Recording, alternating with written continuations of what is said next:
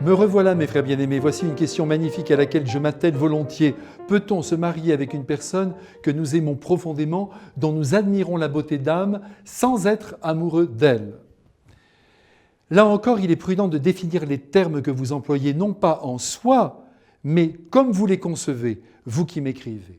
Aussi, il me semble, en vous lisant, que vous opposez être amoureux, c'est-à-dire à vos yeux, j'en suis sûr, pour le dire rapidement, vibrer de passion et d'attrait pour une personne, à aimer, qui revient chez vous, à admirer la bonté de celle que vous aimez.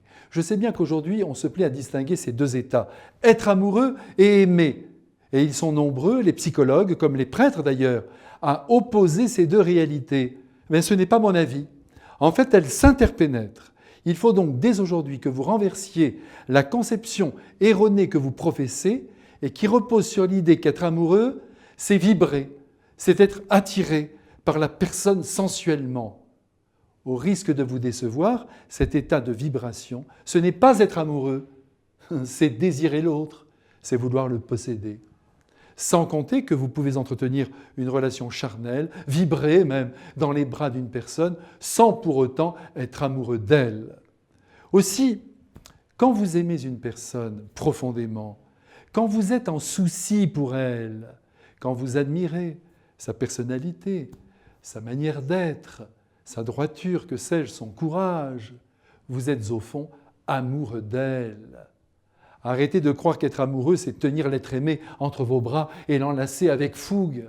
Mais sortez donc de cette conception de l'amour érotique, sexualisé et idéalisé. Être amoureux, c'est aimer. Et aimer, c'est être amoureux.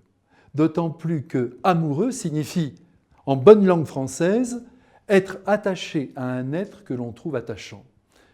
Ceci dit, si vous n'êtes pas un amoureux transi, un amoureux fou, comme le conçoit la rue, qu'importe, vous aimez une personne qui vous aime, vous avez choisi de l'aimer, elle a choisi de vous aimer et de construire avec vous une œuvre magnifique appelée à se déployer sur le temps.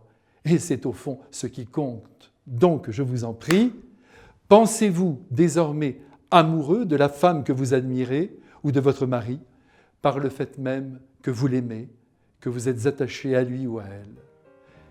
Je vous souhaite, en passant, de rester amoureux l'un de l'autre, c'est-à-dire de vous aimer longtemps. À bientôt.